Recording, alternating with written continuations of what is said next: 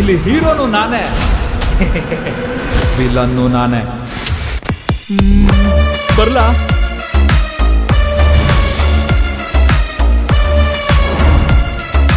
S. And ಇಂಡಸ್ಟ್ರಿನಲ್ಲಿ ಅಂದ್ರೆ student lives ನ base ಆಗಿ ಇಟ್ಕೊಂಡು ತುಂಬಾ ಮೂವೀಸ್ಗಳು ಬಂದಿದೆ. ಲೈಕ್ ಕಿರಿಕ್ ಪಾರ್ಟಿ, ಜೋಶು, ಜಾಲಿ ಡೇಸ್, ಹಾಸ್ಟೆಲ್ ಹುಡುಗರು ಬೇಕಾಗಿದ್ದಾರೆ. ಸೊ ಈ ತರ ಬೇರೆ ಬೇರೆ ಮೂವೀಸ್ಗಳು ಬಂದಿದೆ. ಸೊ ಈ ಮೂವಿ ಕತೆ ಕೇಳಿದಾಗ ನಿಮ್ಗೆ ಆ ಎಲ್ಲಾ ಕತೆಗಳಿಗಿಂತ ವಿಭಿನ್ನವಾಗಿತ್ತು ಅಂತ ಹೇಳಿ ಅನಿಸ್ತಾ ಇಲ್ಲ? ಆ ಕತೆಗೆ ಸಂಬಂಧನೇ ಇಲ್ಲ. ಓಕೆ. ಸೊ ಇದರಲ್ಲಿ ಒಂದು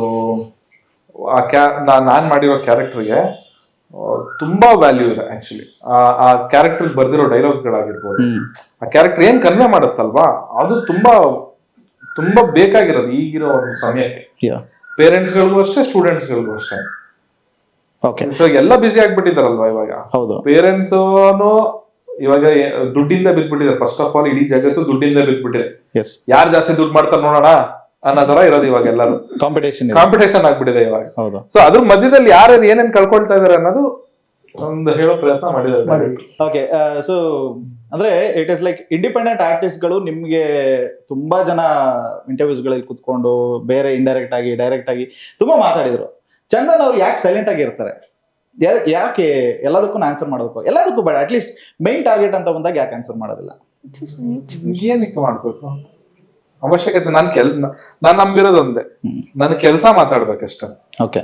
ನಾನ್ ಮಾತಾಡಿ ಏನ್ ಪ್ರಯೋಜನ ಇಲ್ಲ. ನಾನ್ ಏನ್ ಬೇಕಾದ್ರೂ ಮಾತಾಡ್ಬೋದು, ಬಟ್ ಫೈನಲ್ ಆಗಿ ನಾನು ಏನ್ ಸಾಂಗ್ ಬಿಡ್ತೀನಲ್ಲ, ಅದು ಹಿಟ್ ಆದ್ರೆ ಹಿಟ್ಟು, ಇಲ್ಲ ಅಂದ್ರೆ ಇಲ್ಲ ಅಷ್ಟೇ. ಸೊ ಆ ಸಾಂಗ್ ಹಿಟ್ ಆಗಿ ಮಾತ್ರ ನಾನು ಕೆಲಸ ಮಾಡ್ತೀನಿ. ನನ್ನ ಕಾನ್ಸಂಟ್ರೇಷನ್ ನನ್ನ ಎನರ್ಜಿನ ನಾನು ಅಲ್ಲೆಲ್ಲೂ ಡೈವರ್ಟ್ ಮಾಡಕ್ ಹೋಗಲ್ಲ. ಅವ್ರನ್ನ ದ್ವೇಷ ಮಾಡೋದ್ರ ಮೇಲೆ, ಇವ್ರನ್ನ ದ್ವೇಷ ಮಾಡೋದ್ರ ಮೇಲೆ ನನ್ನ ಎನರ್ಜಿ ಹಾಕಕ್ಕೆ ಹೋಗಲ್ಲ. ನನ್ನ energy first of all life ಅಂದ್ರೇನೆ ಎವ್ರಿ ಡೇ ಚಾಲೆಂಜಸ್ ಸರ್. ಹೌದು. ಪ್ರತಿದಿನ ಹೊಸ ಹೊಸದ್ ಏನೋ ಬರ್ತಾನೆ ಇರುತ್ತೆ, ಕಷ್ಟದ ಮೇಲೆ ಕಷ್ಟ ಬರ್ತಾನೆ ಇರುತ್ತೆ. ಅದನ್ನೆಲ್ಲ ಸಹಿಸ್ಕೊಂಡು ಅದ್ರ ಮಧ್ಯದಲ್ಲಿ ಇವ್ರುಗಳೆಲ್ಲ ನಮ್ನ ಟಾರ್ಗೆಟ್ ಮಾಡ್ತಿರ್ತಾರೆ. ಅವ್ರನ್ನೆಲ್ಲ ಇಗ್ನೋರ್ ಮಾಡೋದಿದೆಯಲ್ಲ, ಅದೇ ದೊಡ್ಡ ಕಲೆ ಅದು ಆಕ್ಚುಲಿ. ಎಸ್. ನಿಮ್ ಮೇಲೆ ಅಟ್ಯಾಕ್ ಮಾಡ್ತಾರಲ್ಲ, ಅವ್ರನ್ನ ಇಗ್ನೋರ್ ಮಾಡಕ್ಕೆ ಸಾಧ್ಯನೇ ಇಲ್ಲ ಸರ್.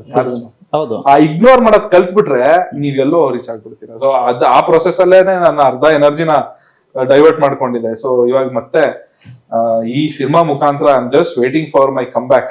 ಮತ್ತೆ ಒಂದು ಓಲ್ಡ್ ಚಂದನ್ ಶೆಟ್ಟಿ ಬರ್ಬೇಕು ಅನ್ನೋದು ಕಾಯ್ತಾ ಇದ್ದೀನಿ ನಾನು.